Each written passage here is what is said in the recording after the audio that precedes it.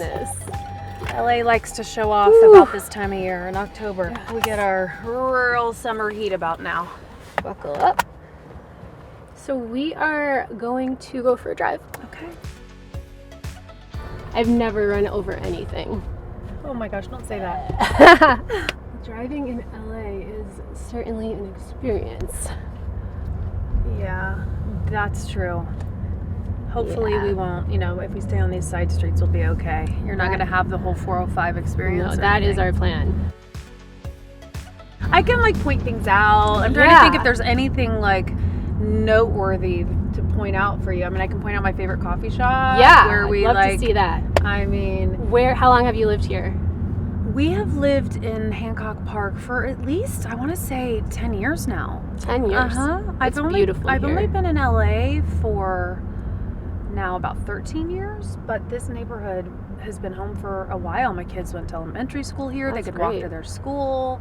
And as you'll see here in a second, there's Larchmont Village, which is... Yeah, I love the newsstand there. Let me tell you what we're driving. Okay. This is a Lexus LS 500H. It has a V6, 2 electric motors, 354 horsepower, very smooth, but you can judge that for yourself. It has the 2400 watt Mark Levinson sound system. I want to start with your podcast, which I really, really love. I especially love the Jennifer Lawrence episode. Oh, thanks. So funny. I think I've listened to all of them. Wow, really? Yeah. And it all happens in your bedroom. Mm-hmm. And guests and you take off one article of clothing or jewelry to promote a sense of vulnerability and nakedness. Exactly. So how did you conceive of the show? How did it come about?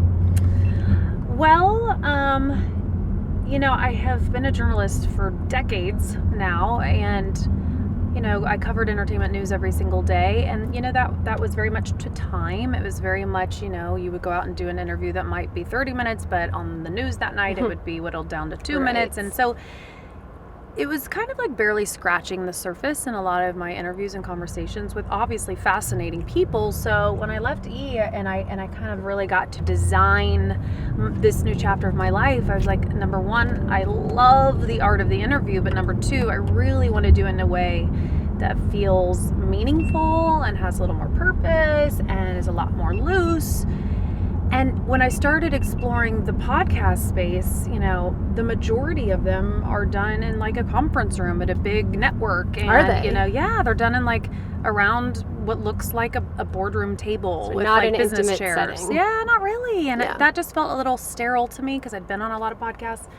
So it's how do I invoke a real vulnerability? How can I, especially with women, make them feel safe and disclose real parts of themselves to me in an effort to make other women feel empowered?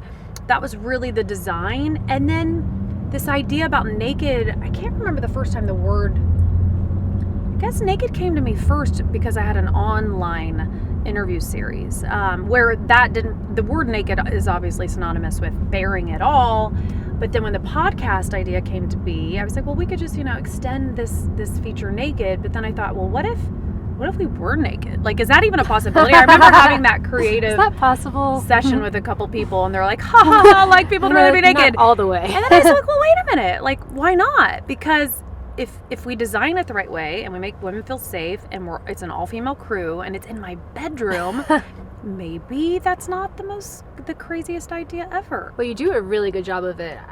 And so many podcasts that purport to show something new or show people in a different light, a lot of them don't deliver. Ooh, that's a good point. And yours does that really well. Thank you. I think we're going to drive past the newsstand at some point, right? Oh, it's just right there over your left shoulder. Oh. That's That's newsstand. how unobservant I am. Above it's the fold right there. On Larchmont. And this is my little village. It's your neighborhood. I love it here. I get my nails done over there. Yeah. Clearly I'm overdue. Lots of great restaurants and we can walk from home, so we walk our dogs over here. That's nice. Anywhere that you can walk in LA is a nice situation. I think that we'd love to hear a little more about how you came to the decision to leave E. Yeah.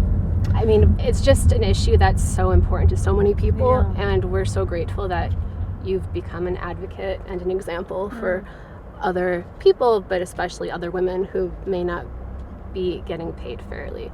What did it actually feel like? What is the emotional component that comes through the whole journey from discovering that to making a really hard decision? Well, I mean, you can imagine it was a kaleidoscope of emotions over a very long time. You know, it was many months. So, you know, it ranged from, you know, learning about the initial disparity and being upset and being angry. Were you completely floored? Embarrassed? Yeah. I was like, yeah. Maybe you have to remember this was almost 3 years ago. So I was just really surprised. And at the time, it wasn't something that was at all in the conversation, like culturally, and people just weren't talking about it as outwardly. So that was kind of an aha moment for me at all to go, hold on, I never even asked anyway. I didn't know, like stupid me, really. Like part of that was just frustration in myself that I never asked. Don't ask or think to ask or feel comfortable asking. That is shifting now. So a lot went into my decision. It was many months before I knew that I would actually leave. I mean, obviously I would have preferred to have stayed. So my team and I asked them to kind of, you know, meet us ballpark in that same role even in which he was paid. And we were denied and denied and denied. And I had told my team, even 6 months before I left, I said, if we don't get ballpark, I'm done here. I'm just done. I wouldn't do a service to myself, the viewers, my employer, anybody if I were to stay based on the principle that I knew what they were doing and what they were paying was unfair. So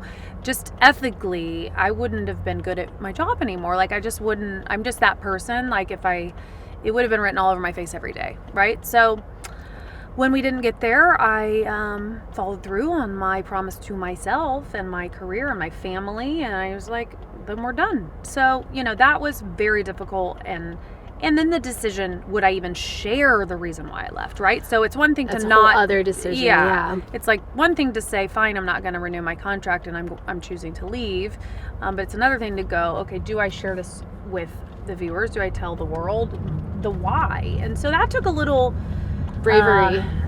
Yeah, it did. You're right. It wasn't easy, and you know, it was scary. You know, that's a big corporation, lots of executives. I have, you know, a lot of industry people I'd worked with for more than a decade. How would I be perceived? How would the, you know, future employers look at me? Would I be blacklisted? Am I going to have that, you know, reputation of being a bitch or a diva or, you know, whatever? And so, but I was so convicted in knowing that it was just flat out wrong that I was like, you know, this is my truth. You know, I didn't enter the business 2 years ago. I'd been doing this for 20 years. I was like, fuck it, for lack of a better word. It's like, this is my story, so I'm going to share it. What I didn't know is if anyone would A, care, B, notice, you know. I didn't do it to garner attention at all. I did it because I felt that was how I had to kind of reconcile my departure personally and professionally and then let it go. But what I couldn't have imagined was the people responding the way they did. And the minute they did, that's when I had that real like aha moment, because I was like, holy hell,